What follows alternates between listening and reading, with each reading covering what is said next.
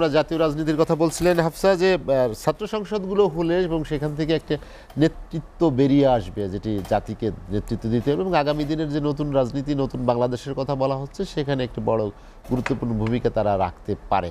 আপনার কি মনে হয় যে এই দীর্ঘ প্রক্রিয়ার মধ্যে এখন সবচেয়ে বড় বেশি প্রতিবন্ধকতাটা কি এই চাওয়ার ক্ষেত্রে? এখানে বড় একটা ইস্যু হচ্ছে জনপ্রিয়তা বা হচ্ছে যারা আধিপত্য বিস্তারকারী ক্যাম্পাসগুলোতে মানে একক কোণঠাসা করে ছাত্রদের অধিকার হরণকারী যারা, তারা কখনো চায় না যে হচ্ছে কোনো ক্যাম্পাসে হচ্ছে ফিওর বা হচ্ছে একজ্যাক্ট নেতৃত্ব উঠে আসুক, সৎ দক্ষ যারা বাংলাদেশকে হচ্ছে নেতৃত্ব দিয়ে উন্নতির হচ্ছে শিখরে নিয়ে যাবে, এমন নেতৃত্ব যাতে না আসে। এই জন্যই তারা হচ্ছে ছাত্র সংসদ নির্বাচনগুলো চায় না।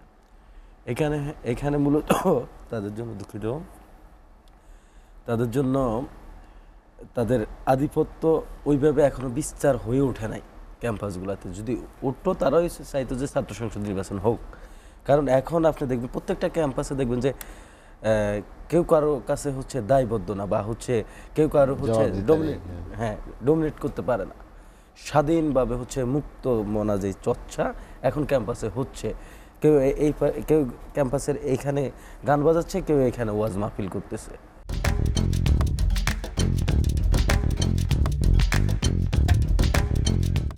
আবার কেউ এখানে হচ্ছে নৃত্য করতেছে, মানে এই যে ভ্যারাইটি যে সৌন্দর্য। আবার কেউ এখানে পলিটিক্যাল প্রোগ্রাম করতেছে। আর যখন আপনার একপাক্ষিক যে আদর্শিক যে ভাবনা যখন ক্যাম্পাসে প্রভাব বিস্তার করতে থাকবে, তখন দেখবেন যে এই যে ভ্যারাইটি যে বৈচিত্র্য এগুলো কমে যাবে, আর তাদের আধিপত্যটা বেড়ে যাবে, আর ক্যাম্পাসে সন্ত্রাস নেমে আসবে। আর এই যে শক্তিটা মূলত ক্যাম্পাসের এখন প্রধান প্রতিবন্ধক হিসেবে দাঁড়িয়েছে।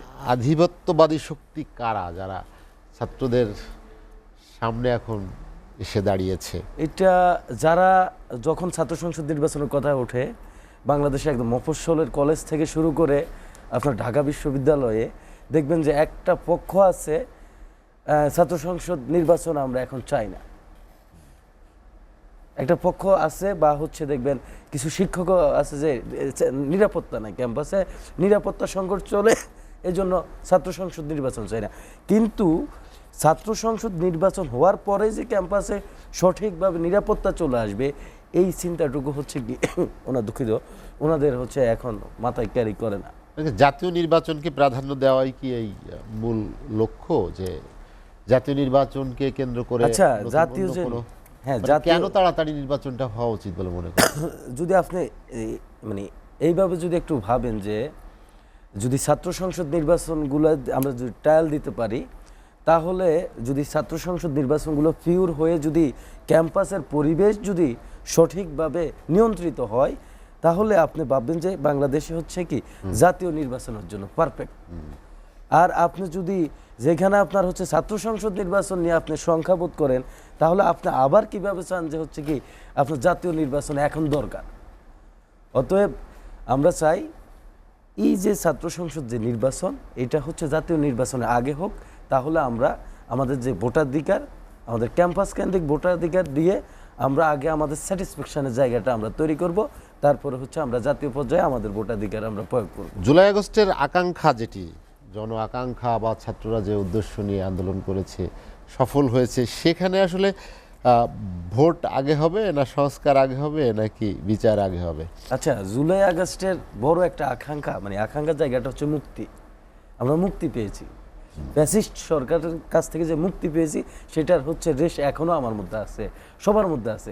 দেখবেন যে এখনো এই যাদের বিরুদ্ধে মামলা ছিল, তারপরে হামলার যে দাগগুলা, তারা কিন্তু এখন স্বাচ্ছন্দ্যে একদম সুন্দরভাবে জীবনযাপন করতেছে। আর আমাদের যে আকাঙ্ক্ষা যে বাস্তবায়ন, ওটার জন্য ন্যূনতম মাত্রা হচ্ছে একটা সময় লাগে। আমরা কিন্তু এখনো সময় পার করি নাই, যে আমাদের যে 4 বছর হয়ে গেছে, 2 বছর হয়ে গেছে, 3 বছর হয়ে গেছে, এখন আমরা পর্যাপ্ত পরিমাণ সময় পাই না, হয়তো 6 মাস হয়েছে। আমাদের হচ্ছে এখন উদ্যোগগুলো নেওয়া হয়েছে, আমাদের অবশ্যই আগে সংস্কার প্রয়োজন। সংস্কারের জন্য যে উদ্যোগগুলো নেওয়া হয়েছে, সেগুলো বাস্তবায়নের জন্য সময় প্রয়োজন। পারফেক্টলি যদি আমরা নিই, তারপরে যদি আমরা ব্যর্থ হই, তাহলে আমরা জাতির কাছে বলতে পারবো যে আমাদের জুলাই আর আগস্ট যে বিপ্লব, এটা ব্যর্থ হয়েছে। তার আগে আমরা এখন এগুলা হচ্ছে কে কি বলছে এগুলা ভেবে আমরা নিজেদেরকে কখনো ব্যর্থ হিসাবে কি দাবিও করি না আর ভাবিও না। সংকটের শেষ কিভাবে হওয়া উচিত বা উত্তরণটা কি এখান থেকে বের হবে? সংকট এখানে যেহেতু অধিভুক্তি বাতিল হয়ে গেছে, আমরা চাই আমাদের যারা রানিং ঢাকা বিশ্ববিদ্যালয় এখনো আছে ওদেরকে মুক্ত করে দিক। নতুন গঠিত যে কমিশন হবে বা কমিটি হবে বা স্বতন্ত্র পরিচয় হবে, সেইখানে দ্রুততম সময়ে ইনক্লুড করে দিক। তাহলে আমাদের আর ঢাকা বিশ্ববিদ্যালয়ের সাথে কোনো প্রকার আন্তঃপ্রাতিষ্ঠানিক দ্বন্দ্ব আমরা যাব না। ইভেন আমাদের সংকট নিরসন হয়ে যাবে।